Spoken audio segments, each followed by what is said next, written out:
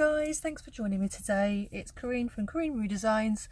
I just wanted to take you over embossing, heat embossing for a beginner. So you need a few things. I love heat embossing. I don't class it as a advanced technique at all. I've done it since I started.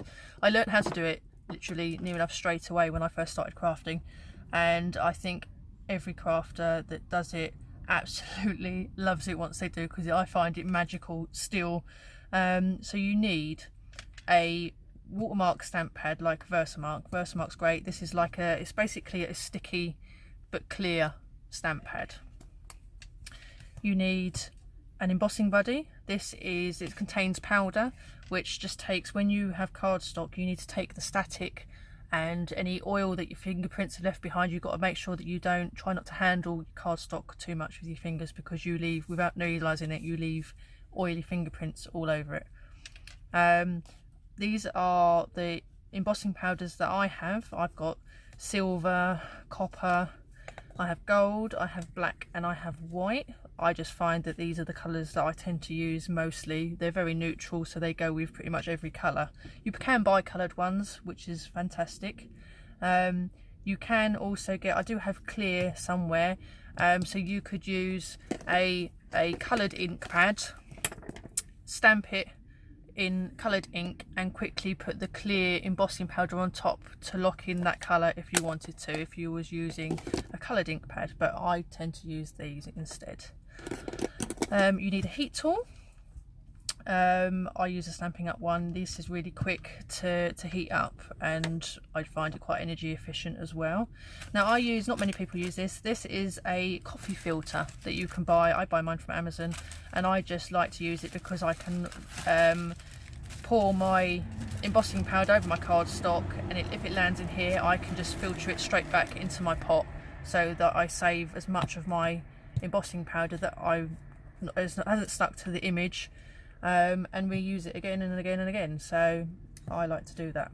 So let's get going. I'm going to use gold today. So first things first, you prep your cardstock.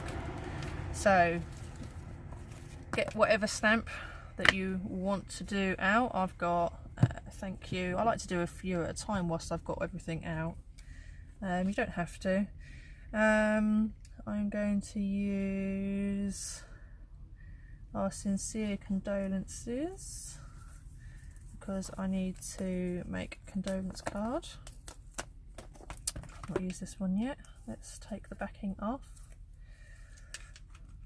and pop that on there.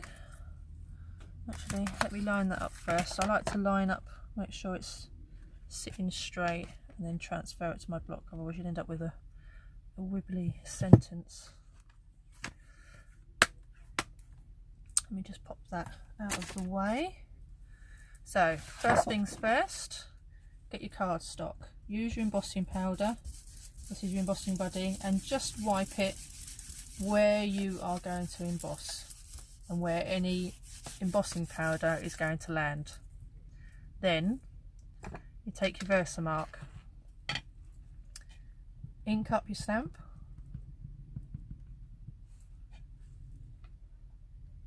and then stamp it wherever you want it on your cardstock. Okay, pop that to one side, otherwise you might get powder on it. Now this is where I use my coffee filter. Pour on your embossing powder. I'll tap it back in. Whatever you do, be careful you don't knock it everywhere. It's like glitter and it goes everywhere if you go and knock it.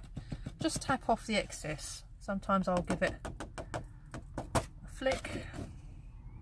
Make sure that you haven't got any loose bits floating around. If you do, you can just take a paintbrush, clean paintbrush, or a dry one.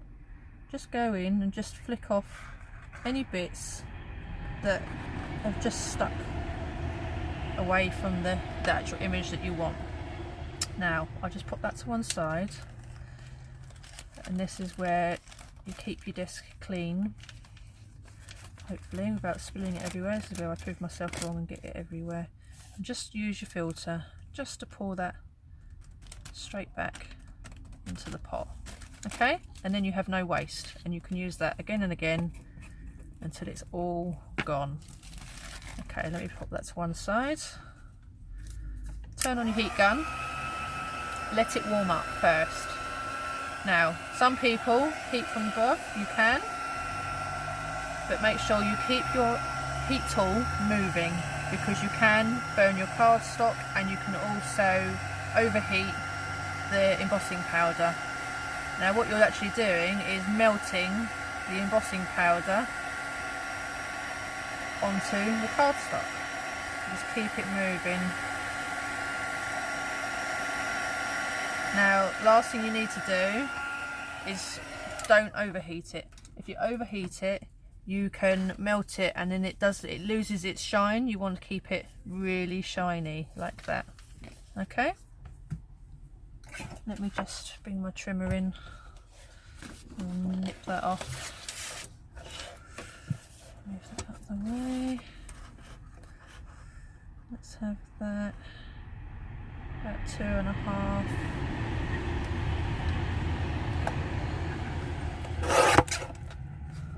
Okay.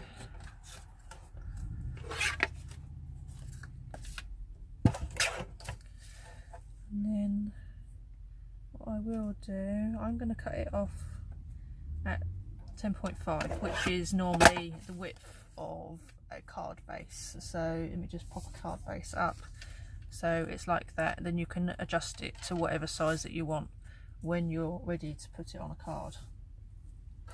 Let's use this one. It's already been cut. Now, embossing buddy, get in there with the embossing buddy, really cover it. I'm wondering if this is, no, that will be okay. Okay, re-ink, so ink up again.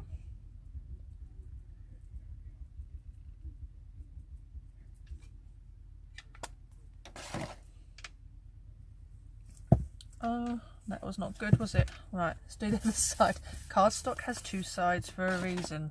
When you make a boo-boo like that, go and drop your stamp. Line it up straight.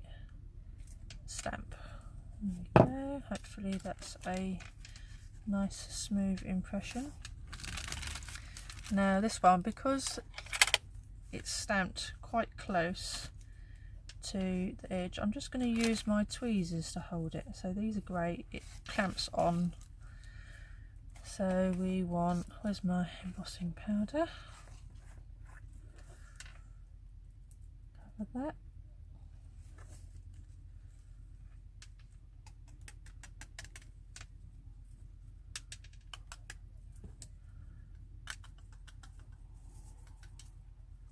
There we go, and that came out pretty perfect. Okay, let's just pop that embossing powder straight back.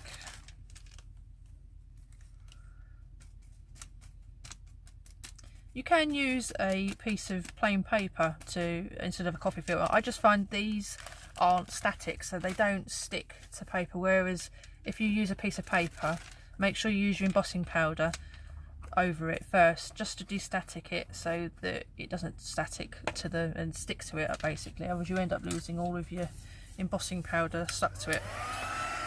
But I tend usually to heat emboss from below, so let's just do this from below this time. Always keeping it moving. Keep your fingers out the way, the tool gets very hot. You see it changing now. I love heat embossing, it's still magical to me. Look at that go. Whee! Wonderful. Just like that, and it's done. Let it cool.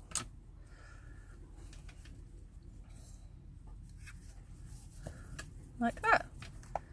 Now, I hope you found that easy and straight to the point to do. Have a go at heat embossing, let me know how you get on. I'd love to see your work. Thank you for joining me today. Bye bye.